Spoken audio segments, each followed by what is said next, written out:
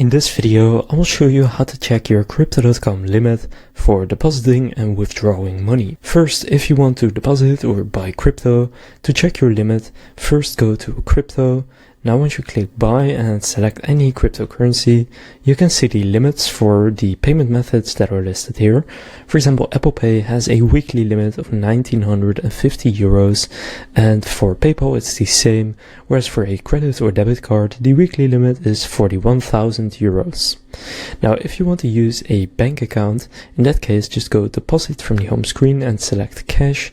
Now under deposit information, the second line says maximum deposit of 1 million euros at a time, which means your limit is 1 million euros and the minimum here is 1 euro.